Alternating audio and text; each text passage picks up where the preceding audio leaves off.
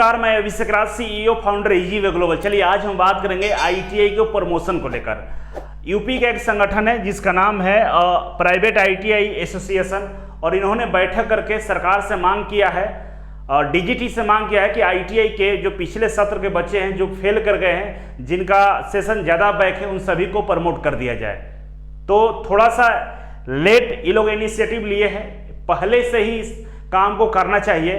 कहा जाता है, कहावत है कि अब पछताए क्या होत जब चिड़िया चुग गई खेत। हम लोगों ने एक बहुत बड़ा आंदोलन किया था मई में, जिसमें बहुत सारे बच्चे ने भाग लिए थे, हजारों की संख्या में ट्वीट किए गए थे, और लगातार हम लोगों ने ट्वीट करके आवाज़ उठाया था कि आईटीआई के बच्चों को प्रमोट कर दिया जाए और जिनका एग्जाम हो गया उनका रिजल्ट जारी कर दिया जाए। तो वैसे में सरकार तो रिजल्ट जारी किया, दबाव इतना था कि डीजीटी ने लेटर लिखा था, स्पेशल एक नोटिस निकालकर अपने ट्विटर हैंडल पे और अपने वेबसाइट पे प्रकाशित किया था कि हम बहुत जल्द रिजल्ट जारी कर रहे हैं, आप लोग परेशान ना हो। लेकिन जो प्रमोशन की बातें थी, डीजीटी ने इनकार कर दिया और एग्जाम लेने के डेट को अनाउंसमेंट कर दिया कि जुलाई में हम एग्जाम लेंगे, जुलाई अगस्त तक एग्जाम ले लेंगे। वैसे में संगठन के लोग थोड़ा लेट से जगे हैं, कोई नहीं, देर आए दुरुस्त आए। हम चाहेंगे, निवेदन करेंगे कि आप सभी संगठन वाले, जितने भी पूरे इंडिया में हजारों संगठन हैं, सभी लोग मिलकर जिस तरह से नामांकन के लिए, जिस तरह से बहुत सारे मुद्दों को लेकर आप कोर्ट जाते हैं, उसी तरह आईटीआई के बच्चों के प्रमोशन को लेकर आप एक बार कोर्ट का रुख जरूर कीजिए। क्योंकि एक बच्चे का सवाल नहीं है, केवल यूपी का सवाल नहीं है, पूरे भारत के लाखों संख्या में बच्चे हैं जो पिछले 3-4 सालों से इस प्रताड़ना को झेल रहे हैं, उनका रिजल्ट नहीं आ रहा, और उनका जब रिजल्ट नहीं आ रहा है, इसका प्रभाव उनके करियर पर पड़ रहा है, उनका एज खत्म हो रहा है। बहुत सारे बहाली आई, 16 से लेकर अभी तक लगातार बहाली आ रही है, रेलवे से लेकर बहुत सारे पीएसयू, इलेक्ट्रिसिटी बोर्ड, सारी बहालियाँ छूट गई। जो गवर्नमेंट जॉब को लेकर बच्चे आईटीआई करते हैं, उनका तो सपना ही टूट गया। इसके अलावा उनका एक एज है, ओवर एज हो रहा है, आगे की पढ़ाई बाधित है, बहुत सारा प्रॉब्लम है। और डीजीटी ने जब एग्जाम लेने का भी प्रयास किया था कोरोना काल में दिसंबर में, तो वो सक्सेसफुल नहीं रहा। 2 महीने लगातार एग्जाम लेने के बाद भी सारे बच्चों का एग्जाम डीजीटी नहीं ले पाया। ऐसे में डीजीटी फिर से प्रयास करता है कि हम सारे बच्चों का एग्जाम ले लें, तो मुझे लगता है इसमें समय लग सकता है, और पीछे वाले जितने बच्चे उनको और टाइम उनका खराब हो सकता है। तो करंट सेशन को छोड़कर जितने भी पीछे के बच्चे थे, उनके लिए कोई अल्टरनेट उपाय निकाला जाए, या प्रीवियस ईयर के जो मार्क्स है उसके बेसिस पर प्रमोट कर दिया जाए, या उनको डायरेक्ट प्रमोशन मिल जाए। जैसे 10वीं के छात्रों को, सीबीएसई के 10वीं छात्रों को सभी को प्रमोट कर दिया गया, 12वीं के छात्रों को प्रमोट कर दिया गया। बहुत सारे यूनिवर्सिटी, कॉलेज है जो अपने बच्चों को प्रमोट कर चुके हैं एक फार्मूला के तहत। वैसे भी डीजीटी को इनिशिएटिव लेना चाहिए कि जो आईटीआई के बच्चे हैं इनको भी प्रमोट कर दिया जाए, बेवजह के परेशान न किया जाए। इसके अलावा संगठन के जो वरीय अधिकारी लोग हैं, इन्होंने यूपी के मुख्यमंत्री माननीय योगी आदित्यनाथ जी को लेटर लिख के अवगत कराया है कि बच्चों के साथ काफ़ी समस्याएं हैं और डीजीटी एग्जाम लेने में अभी असमर्थ है, क्योंकि पिछले 2 महीने से एग्जाम लेने के बावजूद भी बच्चों का एग्जाम नहीं हुआ है। वैसे में हम इस बात को नकार नहीं सकते हैं कि डीजीटी दोबारा से जब एग्जाम ले रही है तो क्या सभी बच्चों का एग्जाम समय पर हो पाएगा या नहीं हो पाएगा। तो वैसे में केवल एक ही उपाय बचता है कि इनको प्रमोट कर दिया जाए। मैं भी कहीं ना कहीं आईटीआई के बच्चे परेशान हैं, 4 सालों से परेशान हैं, कोई 17 से बैठा हुआ है, कोई 16 का स्टूडेंट है, कोई 18 का है। तो बच्चे में काफ़ी आईटीआई के प्रति द्वेष की भावना चली आ गई है।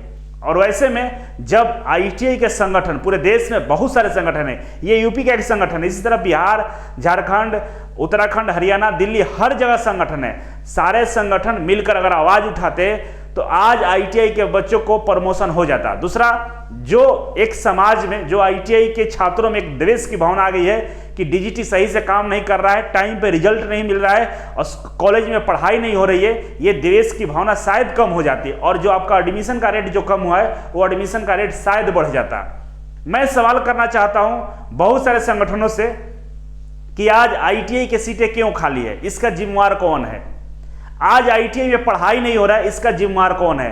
आज आईटीआई का सेशन लेट चल रहा है, इसका जिम्मेवार कौन है?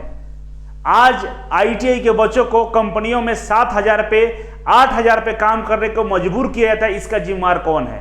आईटीआई के संगठन इस मुद्दे पर बात नहीं करते हैं कि बच्चों को सैलरी अच्छी नहीं मिलती है, अप्रेंटिसशिप सही से नहीं कराया जाता है, कॉलेजों में सही से पढ़ाया नहीं जाता है।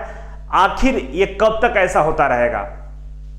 तो मैं एक बार फिर से निवेदन करूंगा, आईटीआई के जितने भी संगठन हैं, जो संगठन के प्रमुख है, जो ITI के डायरेक्टर हैं, प्रिंसिपल है, प्लीज आप लोगों से हाथ जोड़कर निवेदन है कि ITI सबसे बुरे दौर से गुजर रहा है।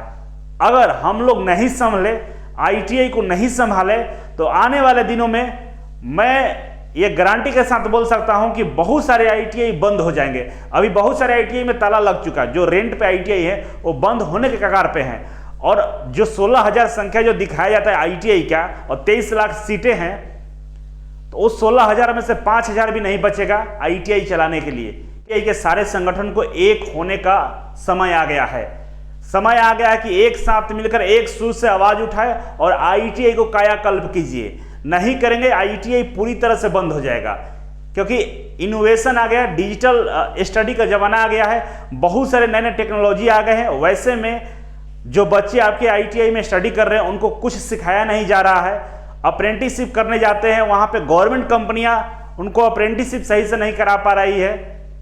बच्चे प्राइवेट कंपनी में जा रहे हैं, प्राइवेट कंपनियों में सैलरी अच्छा नहीं मिल रहा है, उनको मजदूर की तरह खटाया जाता है। तो वैसे में जरूरत है कि ITI में सुधार किया जाए, और यह सुधार हर स्तर पर होना चाहिए, क्योंकि मैं मानता हूं कि पूरे भारत में सबसे बढ़िया कोई कोर्स है वो है ITI। ITI ऐसा कोर्स है कि 10वीं के बाद आप अगर ITI कर लेते हैं तो आपके हाथ में स्किल आ जाता है, आपके पास हजारों रास्ते खुल जाते हैं, किसी भी सेक्टर में जा सकते हैं, गवर्नमेंट जॉब हो, प्राइवेट जॉब हो, खुद का बिजनेस हो, सब काम कर सकते हैं। तो इससे बेहतरीन और बढ़िया जॉब कुछ भी नहीं हो सकता है। लेकिन आज ये पूरी तरह बर्बाद होने के कगार पर खड़ा है। इसका कारण बस यही है कि इसका देखने वाला कोई नहीं है, इसका माई बाप कोई नहीं है। बच्चों को मार्कशीट में गलती हो जाती है, सुधरवाने के लिए बच्चा 2-2 महीने तक परेशान रहता है। ना गवर्नमेंट की कोई भी संस्थाएं, जो नियोजन भवन से लेकर मतलब मंत्रालय से लेकर कॉलेज स्तर तक कोई भी अधिकारी इसका रिस्पॉन्सिबिलिटी नहीं लेता है, बताता भी नहीं कि कैसे सुधारा जाएगा। अधिकतर बच्चों के मार्कशीट में गलती आ जाती है, रिजल्ट गड़बड़ पब्लिश कर दिया जाता है, बच्चों को हर स्तर पर प्रताड़ित किया जा रहा है। इसको सुधारा जाए।